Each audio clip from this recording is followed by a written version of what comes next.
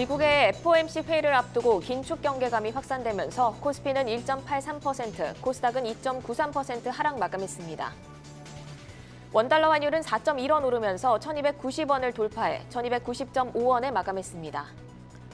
카카오는 카카오 모빌리티 매각설에 대해 지속적인 성장을 위해 다양한 방안을 검토 중이지만 현재 결정된 사항은 없다고 밝혔습니다. 화물연대의 파업 철회 결정에 현대차와 기아는 동반 상승 마감했습니다. BTS가 데뷔 9년 만에 단체 활동 중단을 선언하며 하이브가 급락 마감했습니다. 오리온이 중국과 러시아에서 호실적을 기록했다는 소식에 2거래일 연속 상승 마감했습니다. 로보스타는 LG전자가 자율주행 물류 로봇 시장에 본격 진출한다는 소식에 수혜가 기대되며 급등으로 마감했습니다. 공구음원이 무상증자 호재에 2거래일 연속 상한가로 마감했습니다.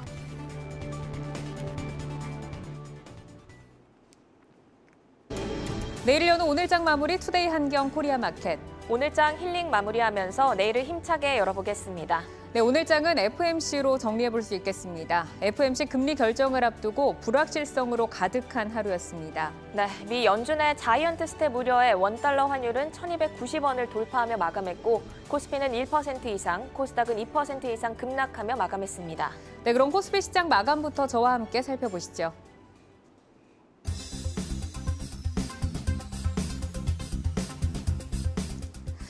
네, 오늘 우리 시장 어제 이어서 하락을 이어갔습니다. 오늘 1.83% 내리면서 거래를 마감을 했는데요. FOMC 회의 결과에 이목이 쏠리는 가운데 빅스텝은 실망감, 자이언트 스텝은 침체 우려가 나오면서 시장에는 무거움이 앉았습니다. 전일 미국 시장은 잠시 시장의 예상치를 하회하는 생산자 물가지수의 상승을 시도했지만 제한적이었고 우리 시장은 담보 부족 계좌의 증가 속에서 반대 매매와 투심 약화에 하락폭은 계속해서 커지면서 거래를 마감을 했습니다. 수급 한번 살펴보시죠.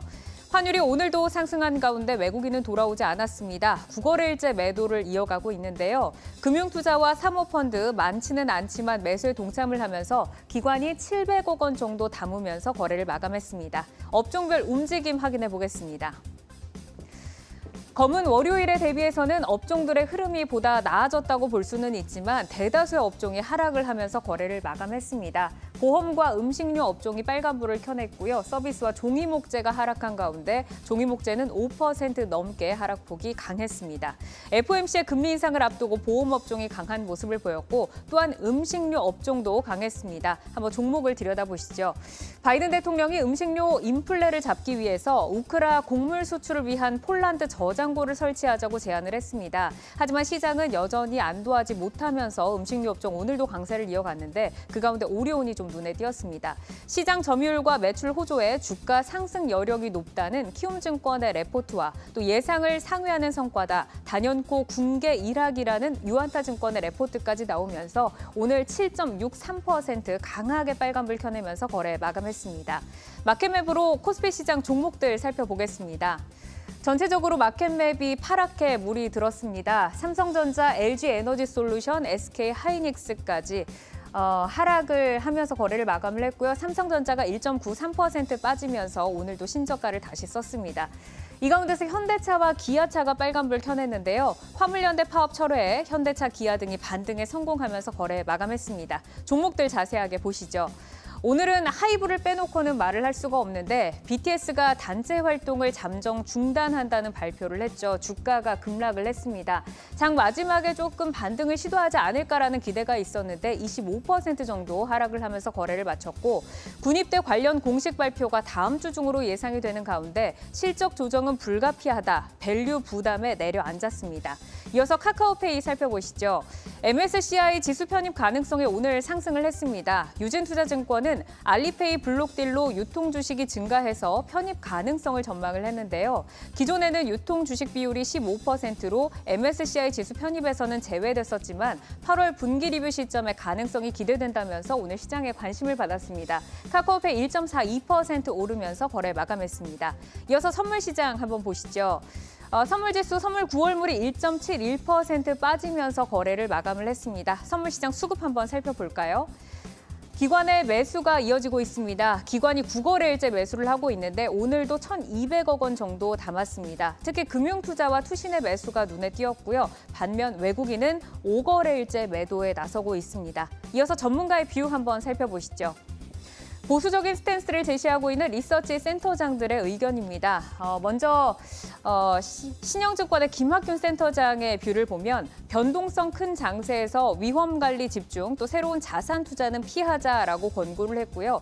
이어서 이승훈 IBK 투자증권 리서치 센터장의 뷰를 보면 당초 코스피 지수 기준으로 2,400을 하반기 저점으로 봤었지만 예상보다 높은 물가 지표들이 발표되면서 지금 상황에서는 2,400선도 저점이라고 확신할 수가 없는 상황이다. 그간 고평가를 받던 기술주들도 추가 조정을 받을 가능성이 있다고 의견을 전했습니다. 이렇게 좀 보수적인 의견을 내고 있는데요. 오늘 특히 새벽에 또 금리 인상이 있기 때문에 지켜보시면서 투자에 대한 계획을 세워보시기를 바라겠습니다. 이렇게 코스피 마감 정리해드리겠습니다.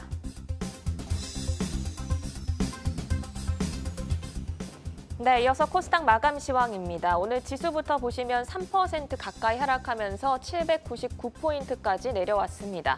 4거래 연속 하락하고 있는데요.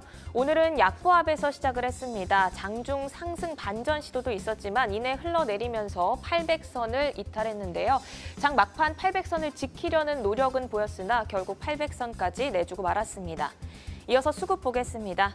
오늘 외국인이 1,400억 이상 팔며 최근 4월 28일 이후 가장 큰 매도 규모를 보였습니다.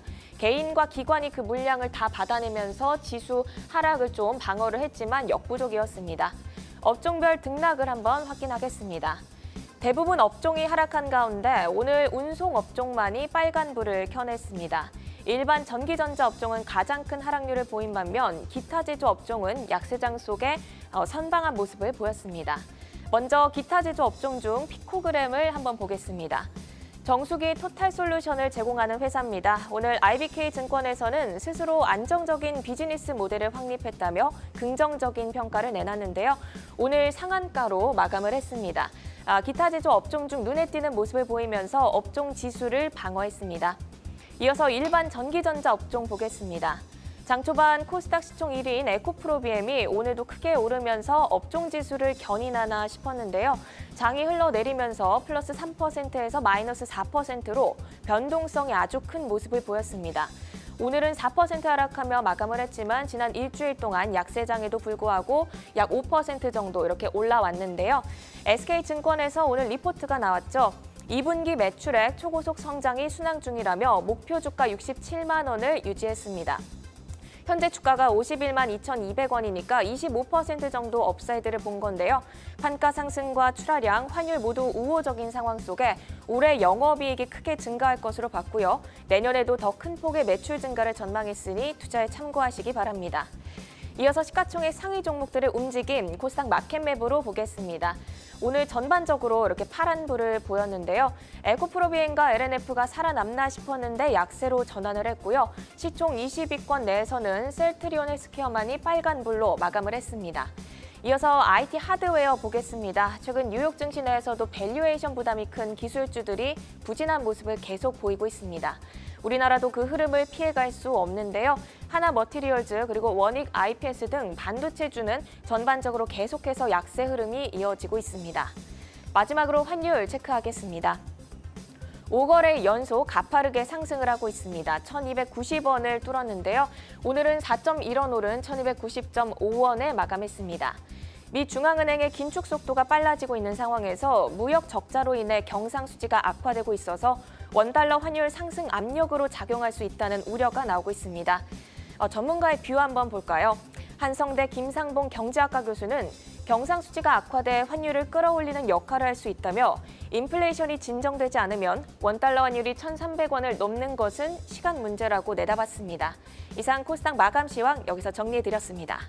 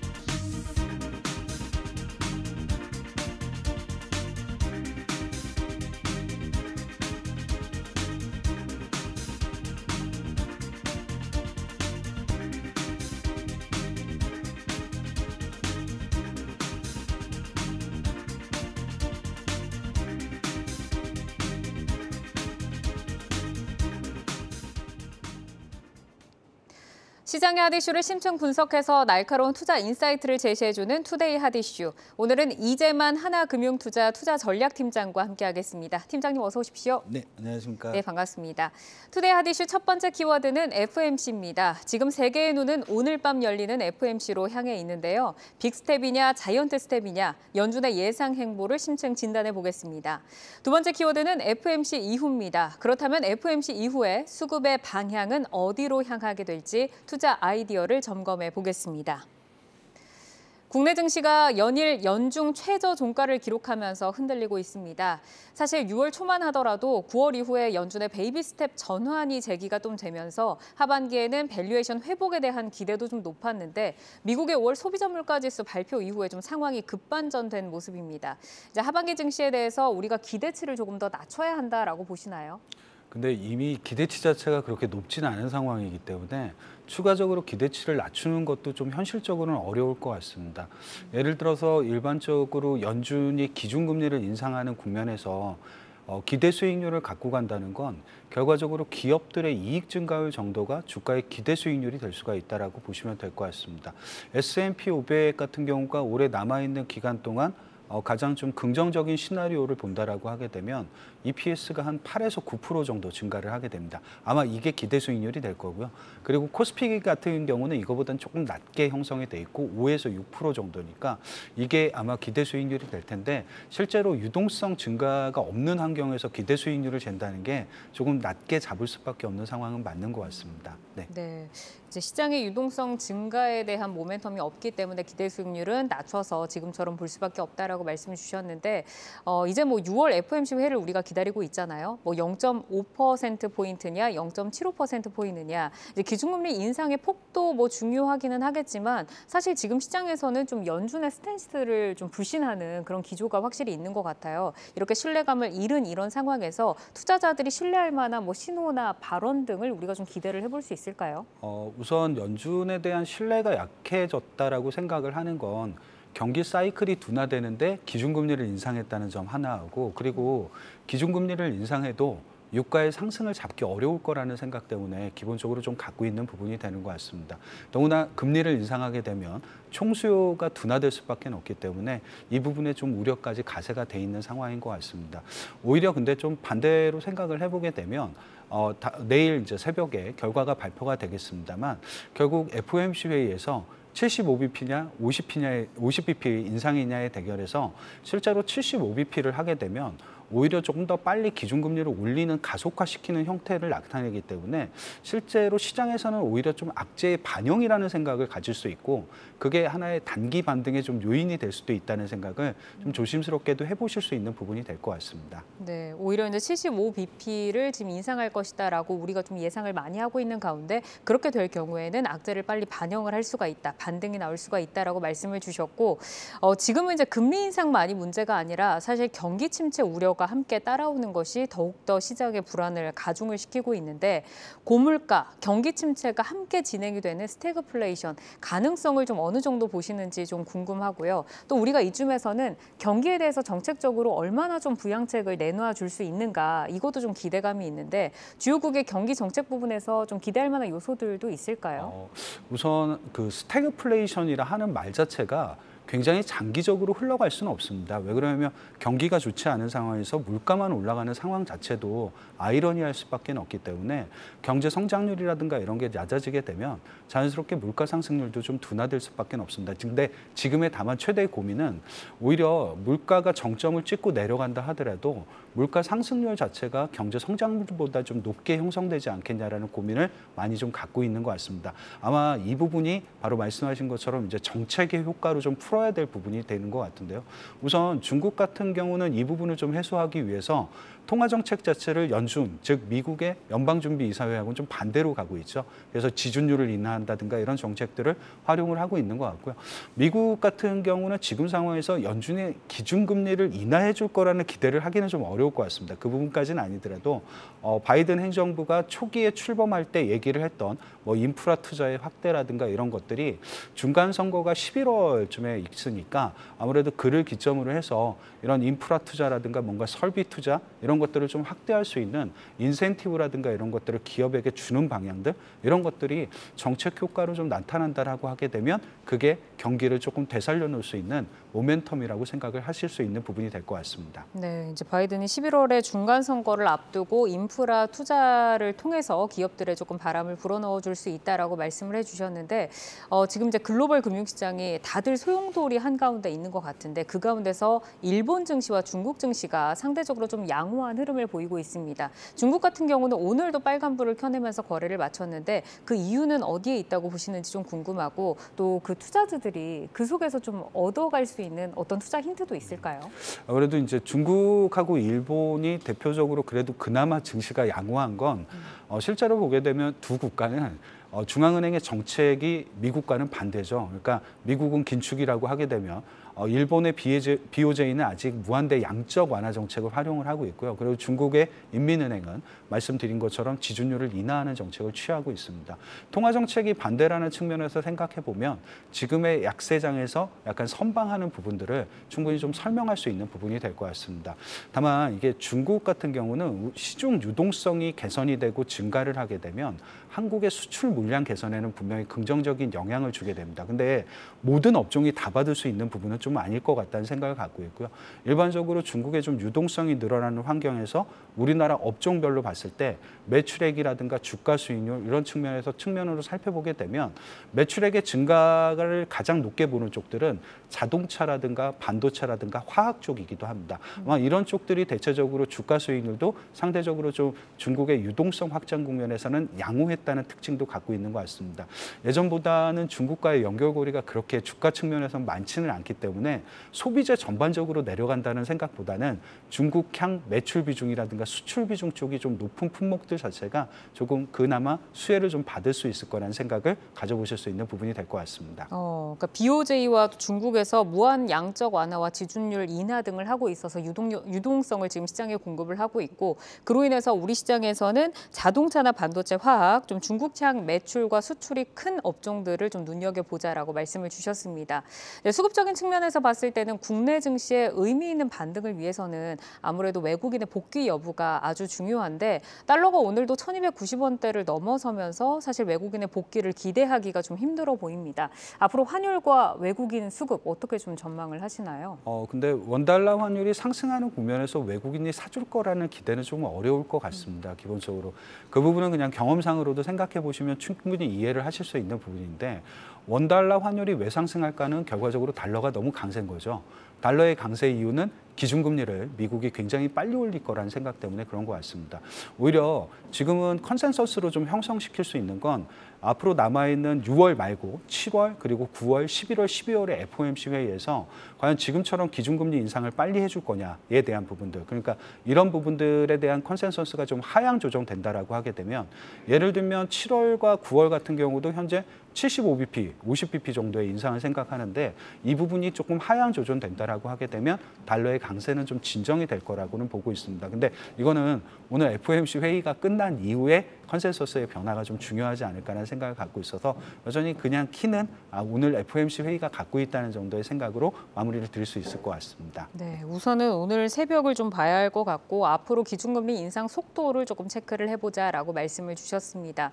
이제 외국인이 순매도를 이어가는 가운데 기관과 개인이 그나마 지수의 하락을 좀 방어를 해주고 있는데 국민연금이 올해도 점차 국내 주식 비중을 줄여나가겠다라고 계획을 밝힌 만큼 연기금에 대한 기대치는 조금 낮아져 있는 상황입니다. 하지만 또 이번 주의 하락장 속에서는 연기금의 매수 행보가 눈에 좀 들어오는데 우리가 좀 증시에서 좀 그래도 하락을 방어해 줄 수 있는 역할을 한다라고 좀 기대를 해볼 수가 있을까요? 항상 하락을 방어하는 건 내국인들이죠. 외국인은 상승을 주도할 수는 있습니다만 하락을 방어하지는 않습니다. 그렇기 때문에 기본적으로 개인과 기관의 수급은 대체적으로 하락 방어용으로 많이 활용이 되게 됩니다.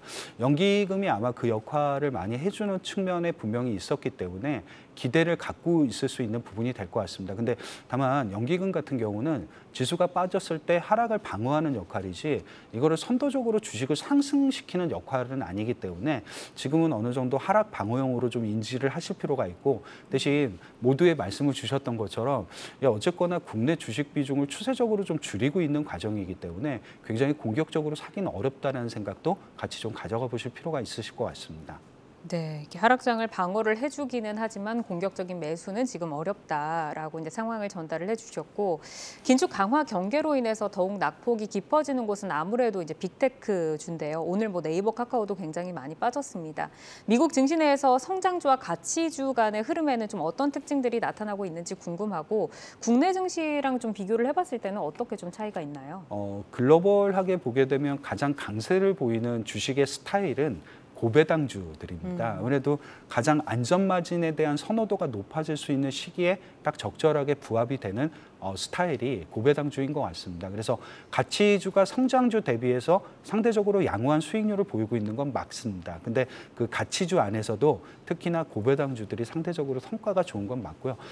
국내 같은 경우는 어떤 주식을 고배당주라고 평가하기가 굉장히 좀 어려울 수가 있습니다. 배당 성향 자체가 미국이라든가 글로벌 증시보다는 그렇게 높지 않기 때문에 실제로 고배당주에 뭔가 속한다라는 게 굉장히 어렵죠. 그리고 우리나라는 일반적으로 고배당주들이 은행주들이 이제 포함이 되게 되는데, 은행주들 역시도 올해 뭐 장단기 금리 차의 하락이라든가 경기 사이클의 둔화라든가 이런 부분들의 악재를 좀 겪고 있기 때문에 상대적으로 선방을 하는 건 맞는데 글로벌하게 보게 되면 그 선방 자체가 굉장히 눈에 띄는 부분은 아니라는 생각을 갖고 있습니다. 그래서 글로벌 전체적으로는 가치주의 선전이 여전히 좀 유효할 것 같고, 아무래도 지금은 약간 이렇게 안전마진과 같은 이런 것들이 필요한 시기에는 고배당주들이 어쩔 수 없이 좀 선방을 하는 이런 형태의 흐름은 당분간 좀 지속이 될 가능성은 높다라고 보여지게 됩니다. 네, 그러니까 미국 시장에서는 안정적인 고배당주에 좀 눈이 쏠리고 있고, 우리나라 같은 경우는 그렇게까지 이제 또 배당과 주주 친화 정책에 미국처럼 적극적이지는 않기 때문에 그렇게 눈에 띄지는 않는다라고 말씀을 주셨습니다.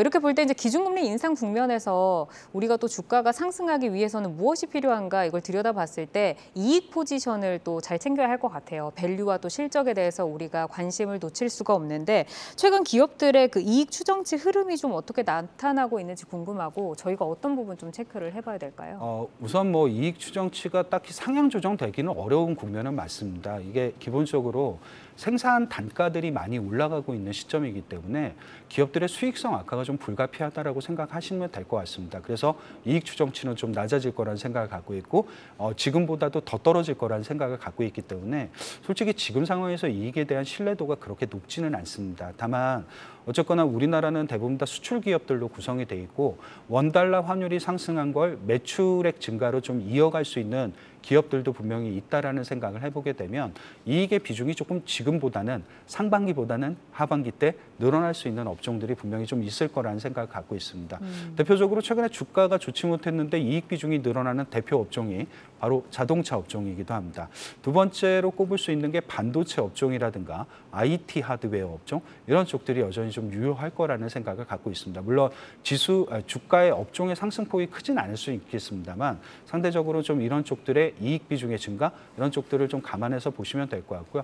여기에 이제 최근에 이익 비중이 좀 올라갈 거라고 보는 대표적인 업종이 화학하고 조선 업종 같은 경우도 여기에 좀 해당을 한다라고 보시면 될 것 같습니다. 네, 우선 이제 반도체와 자동차 그리고 IT 하드웨어를 짚어주셨는데, 긴축 구간에 우리가 포트폴리오 구성에 이어서 좀 종목 선정 기준 어떻게 좀 가져가면은 그나마 이 하락장에서 방어를 좀 해 나갈 수 있을까요? 솔직히 지수 하락을 방어할 수 있는 종목들이 그렇게 많지는 않습니다. 실제로 보게 되면. 그래서 약간 종목들을 선정하실 때도 어떻게 보게 되면 흔히 얘기하는 현금 흐름 자체가 굉장히 좋은 기업들이 있겠죠. 현금 흐름 자체가 좋은 기업들이라 함의 의미는 결과적으로 부채 비율이 낮고 현금 흐름 비율이 좋다라고 하게 되면 아마 이런 기업들은 뭐 흔히 얘기하는 투자를 할 때라든가 M&A를 할 때라든가 이런 때 상대적으로 자기가 갖고 있는 현금을 이용할 가능성이 굉장히 높습니다. 지금은 차입을 해서 뭘 한다라고 하면 굉장히 위험성이 높겠죠. 금리가 높아지는 국면이니까.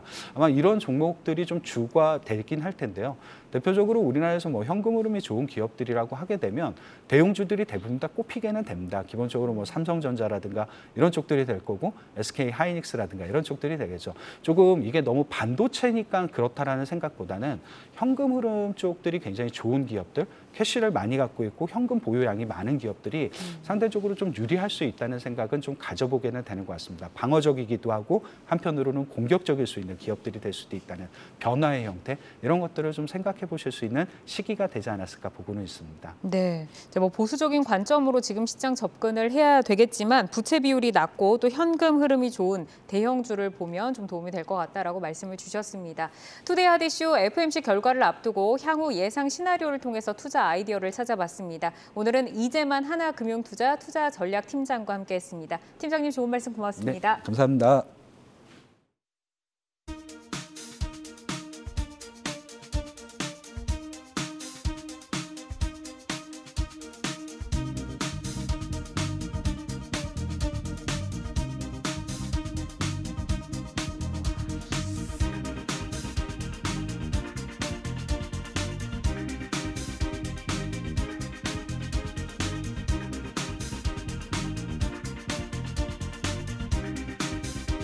최절한 명사를 정말 자주 쓰게 됩니다. 코스피, 코스닥 모두 연저점을 경신하면서 우리 모두 패닉에 빠지고 있는데요. 비도 주룩주룩 내리고 시장도 흘러내리는 것을 보고 있으니 체감 피로도는 벌써 금요일 같은데요. 수요일 ETF 시장 분위기는 어땠는지 알아보겠습니다.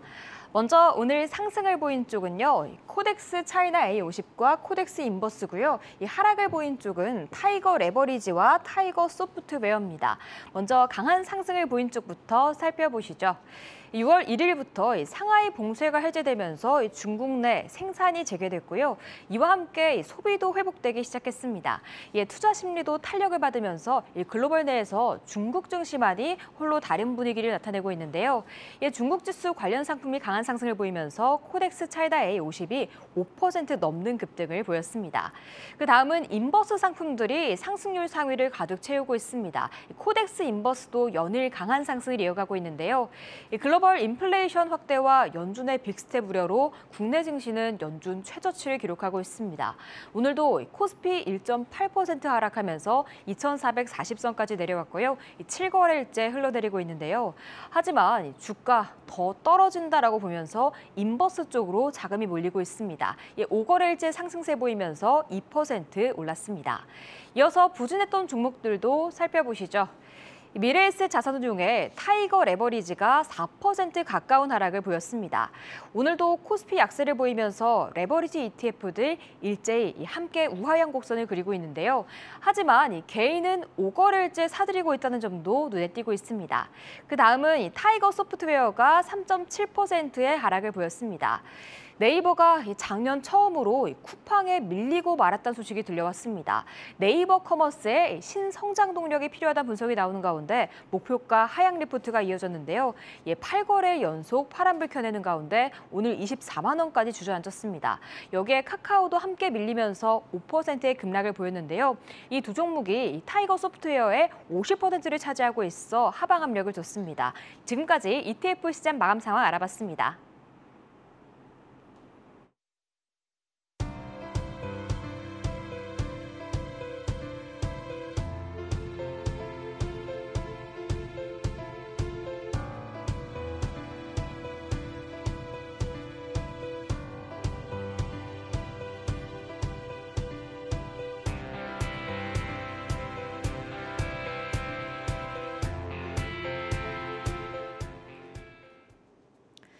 네, 아시아 마감 시황입니다. 오늘 주요 아시아 증시는 혼조세로 마감을 했습니다.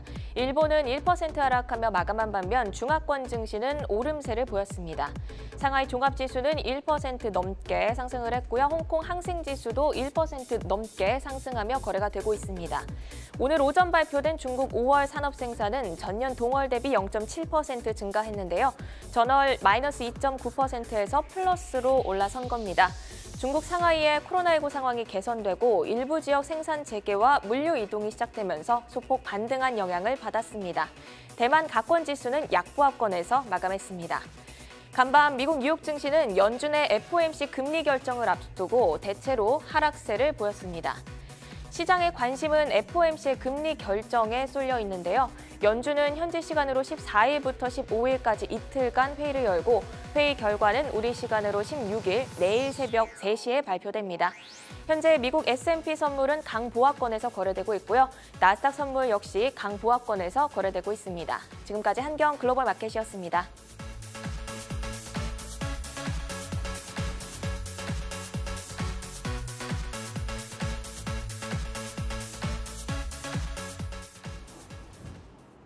네, 우리 시장을 이끄는 하나의 주체, 바로 개인 투자자들이죠.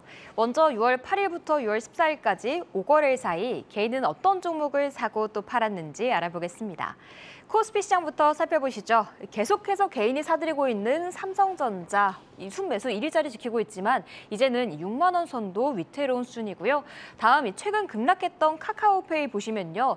이번 블록딜로 인해서 유통 가능 주식이 늘어나면서 MSCI 지수에 편입될 가능성이 제기됐고요. 월간 거래액이 처음으로 10조 원을 돌파했다는 소식에 오늘 견조한 상승을 보였습니다. 내릴 때 담은 개인들에게 기분 좋은 빨간불 안겨줄 수 있는 소식이길 바라고 있습니다. 마지막 현대차 체크해 보시면요. 화물연대 파업이 종료되면서 오늘 장중 4% 넘는 상승을 보였습니다. 파란불 켜낼 때 개인은 담았습니다. 이어서 팔고 있는 종목도 보겠습니다. SK이노베이션 계속해서 1위 자리 지키고 있습니다. 2차 던지와 정유 두 가지 모멘텀을 다 가지고 있지만 개인은 13거래일째 계속해서 팔고 있습니다. 다음 현대중공업 살펴보시면요. 선박 발주 사이클이 다운 사이클에 진입하면서 목표가를 하향 조정해야 한다는 리포트가 나온 가운데 조선주들은 흘러내리고 있습니다. 3거래일째 파란불을 켜내고 있는데요. 이와 함께 개인도 8거래일째 정리하고 있습니다. 다음 코스닥에서는 어떤 종목들을 사고 있는지 살펴보시죠. 드디어 1위 자리가 바뀌었습니다. 위메이드가 강하게 치고 올라왔는데요.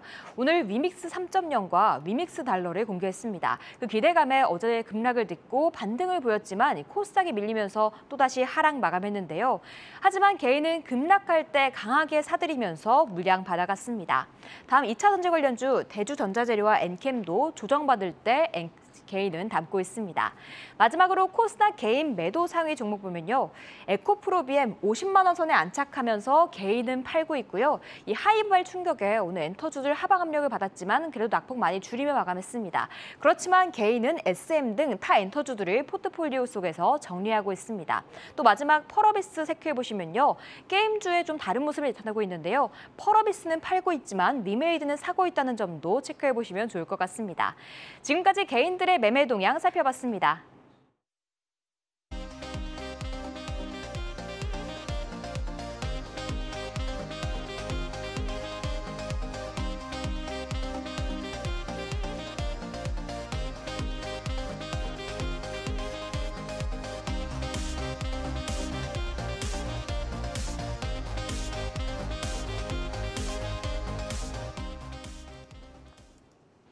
네, 개인들이 매매하는 주요 종목들까지 만나봤습니다. 오늘 이슈콕 종목톡에서 개인 주도주 종목 향후 전략 세워보겠습니다.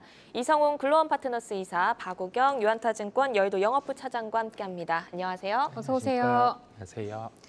네, 이슈콕 종목톡 첫 번째로 살펴볼 종목은 현대차입니다. 화물연대 파업 철회 소식이 전해지면서 오늘 현대차와 기아 모두 반등에 성공했습니다. 악재는 하나 해소가 됐지만 금융시장에 지금 불확실성의 변수들이 가득하다 보니까 박우경 차장님한테 먼저 좀 질문 드리고 싶은데 자동차와 자동차 부품주에 그동안 좀 긍정적인 시각을 유지를 해오셨잖아요. 네네. 현 시점에도 그 시각이 좀 유효한지 궁금하고 현대차 전략 어떻게 좀 가져갈까요? 지금 시장이 너무 많이 안 좋아가지고 저희가 과연 주식을 현재 국면에서 좀 사야 되는지 아니면 조금 관망해야 되는지에 대한 고민들이 좀 많을 것 같아요. 아무래도 오늘 있을 FOMC 이후에 또 다른 그런 긴축 이슈가 더 크게 작용을 하는지가 가장 좀 중요한데 빠른 긴축은 이제 그 경기 침체, 그다음에 소비 둔화로 좀 이어지고 있기 때문에 우리나라가 좀 생산하고 있는 그런 대부분의 완제품이라든가 중간 제품에 대한 영향력이 가장 클 수밖에 없는데 현대차 같은 경우에는 현재 국면에서는 약간은 다른 업종보다는 그나마 좀 우호적인 환경들이 좀 있는 것 같아요. 아무래도 수출 물량이 좀 많다 보니까 환율이 올라갈수록 이익에 대한 개선세들이 더욱더 나타날 수밖에 없고요. 현재 초과 수요가 아직도 공급보다는 좀 넘쳐나는 좀 상황이기 때문에 현재 국면에서 자동차 판매가 좀 둔화된다라기보다는 지속적으로 좀 오히려 자동차 반도체가 완화가 될수록 공급이 완화가 될수록 물량 확대에 대한 그런 좀 기회를 좀 잡을 수 있는 국면이기 때문에 전반적인 그런 거시적인 환경에서에 대한 그런 그 매크로적인 이슈에서는 자동차 업종 뿐만이 아니라 다른 업종에 대해서도 선뜻 좀 매수하기는 힘들지만 좀 뻔한 얘기일 수는 있는데 현재 국면에서는 현대차는 빠져도 그나마 살만한 대형주가 아닌가라고 좀 말씀을 드릴 수가 있을 것 같고요. 하반기에도 역시 그 신차에 대한 효과들이 또 나타날 것 같아요. 뭐 그랜저라든가 팰리세이드, 그다음에 아이오닉 6까지 새롭게 라인업을 좀 재정비함으로써 신차에 대한 그런 구매 욕구도 저희가 다시 한번 좀 확인할 수 있을 걸로 좀 보이고 있고, 북미 시장과 유럽에서도 MS가 전반적으로 좀 확대하고 있는 모습들은 좀 상당히 좀 긍정적이다라고 좀 봤을 때는 이익에 대한 체력들은 2분기에도 좀 연속적으로 이어지지 않을까. 그래서 조금은 지수가 안정이 되면은 이 가격에서 좀 강하게 사자라고 좀 말씀을 드리겠지만, 현재 지수가 아무래도 좀 떨어지는 쪽에서는 적극적인 매수보다도 내가 대형주를 좀 끌고 가는 종목이 좀 뭐가 있을까라고 좀 봤을 때는 대형주 중에서는 현대차가 그래도 탑픽이다라고 좀 생각하는 거에는 변함이 없습니다. 네, 현대차 같은 경우에는 환율 환경이 우호적이고 그리고 수요보다 공급이 부족한 점, 그리고 북미와 유럽 시장 쪽에서 점유율이 상승하고 있다는 점에서 안 좋은 시장 속에서도 그래도 그나마 선방할 수 있는 종목이다라고 말씀을 주셨습니다. 현대차에 이어서 살펴볼 종목은 포스코 홀딩스입니다. 포스코 주가가 보통 중국 열연 가격과 동일한 방향성으로 움직이는데요. 지주사 체제 전환으로 이 2차 전지 소재 사업 가치 부각도 기대가 되고 있습니다. 여기에다가 또 고배당 매력도 눈에 띄는데요. 포스코 홀딩스는 현 시점에서 어떻게 보고 계신지 궁금한데 이사님은 어떻게 보고 계세요? 네, 일단 포스코 홀딩스 같은 경우는 대표적으로 중국 경기와 함께 연동해서 움직이는 종목이라고 할 수 있겠습니다.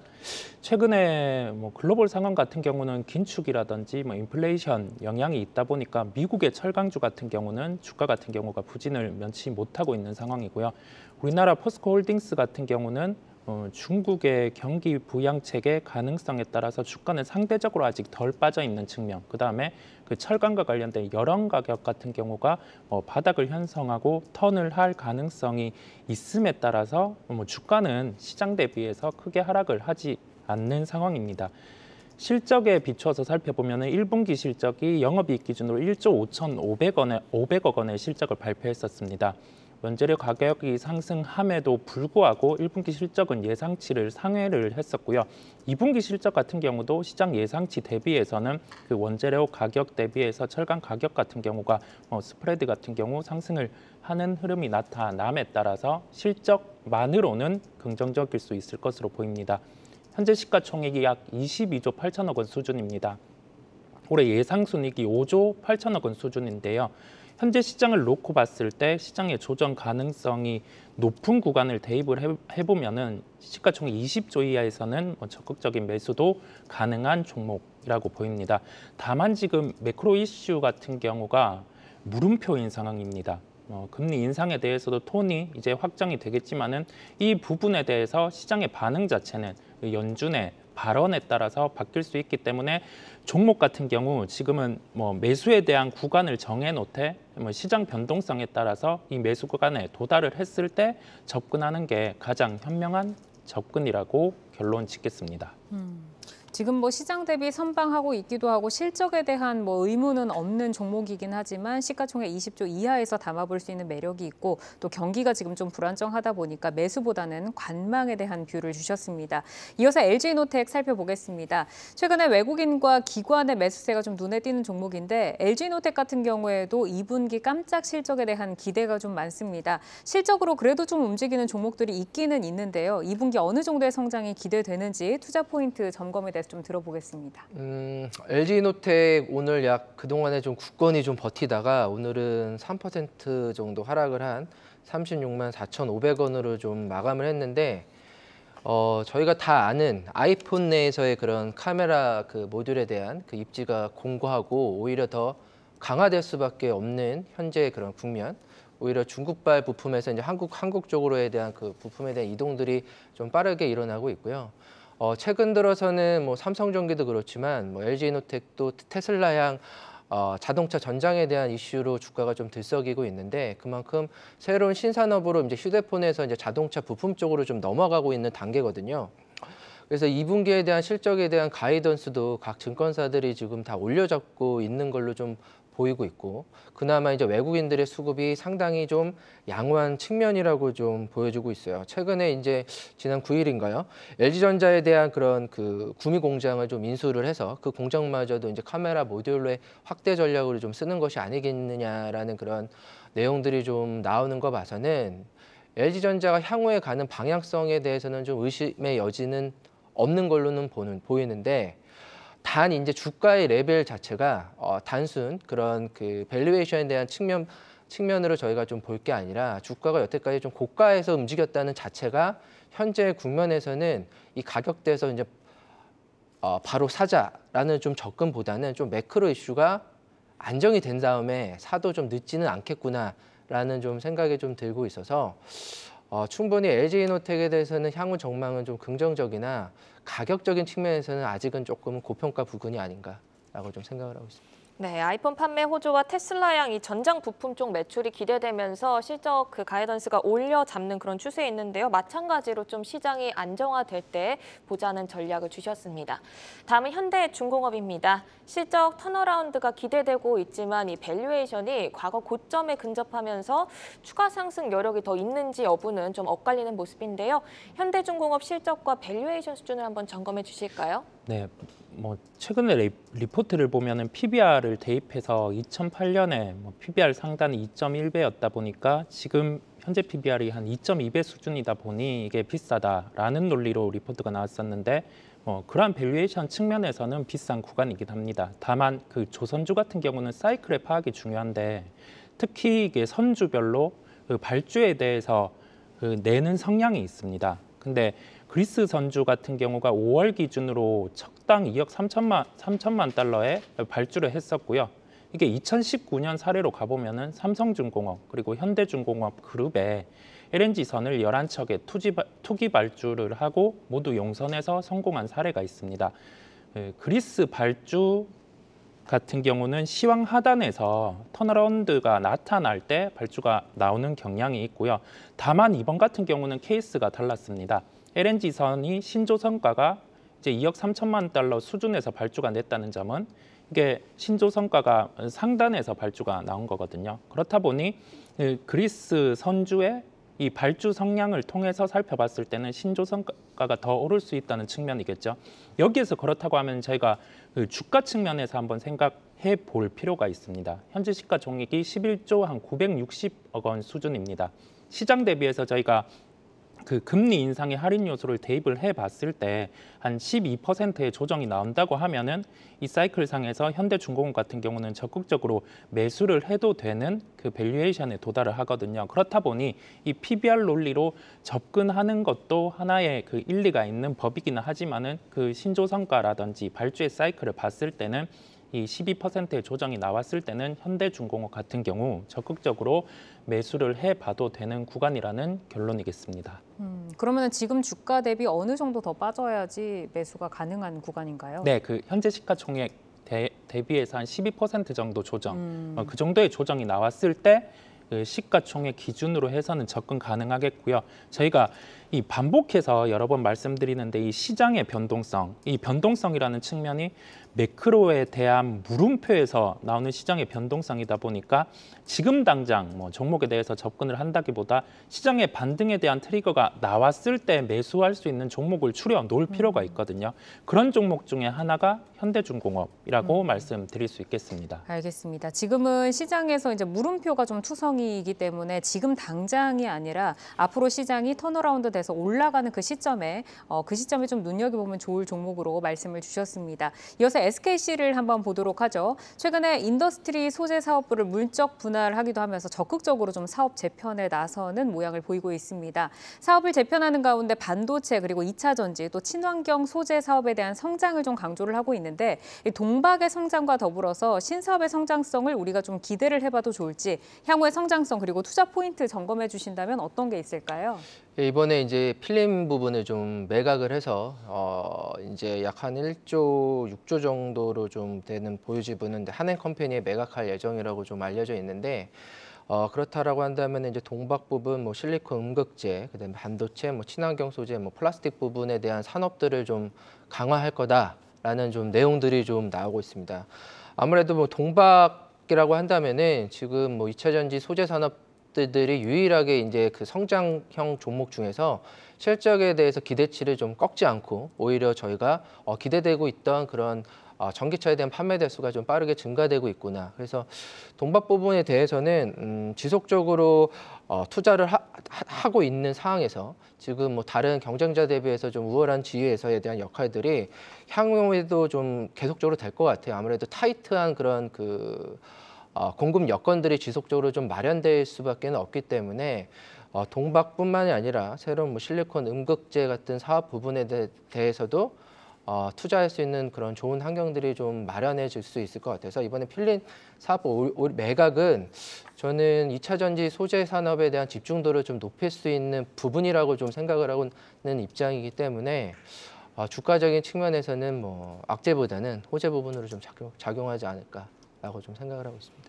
네, 박우경 차장님은 이 기존 사업부의 강화에 더해서 이 동박과 실리콘 음극재 사업 경쟁력이 강화될 것이다 이렇게 분석을 주셨는데 이성웅 이사님은 그러면 SKC 어떻게 보고 계신가요?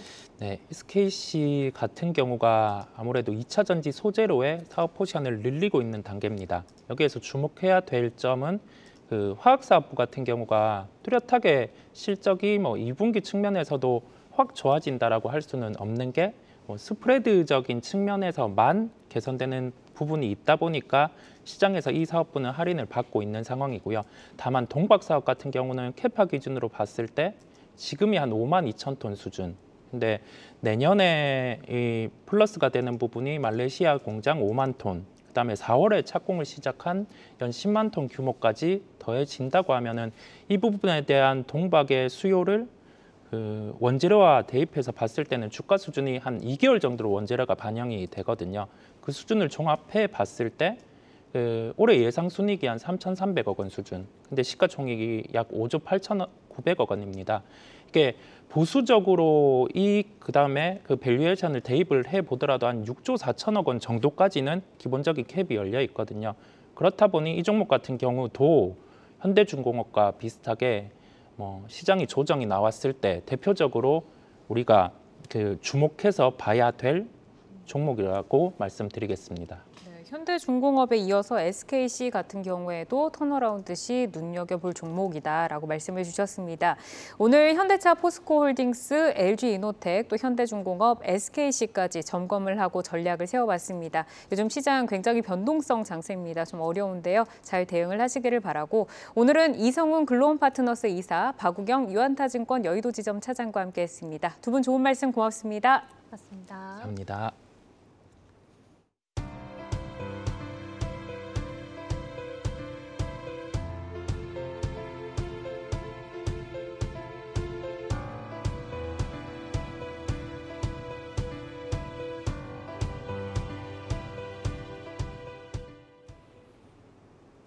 네, 내일을 여는 오늘장 힐링 마무리 투데이 안경 코리아 마켓 저희가 준비한 소식 여기까지입니다. 네, 어려운 시장에 오늘도 고생 많으셨습니다. 내일은 안도랠리로 찾아뵙기를 바라면서 내일 오후 4시에 찾아오겠습니다. 시청해주신 여러분 고맙습니다.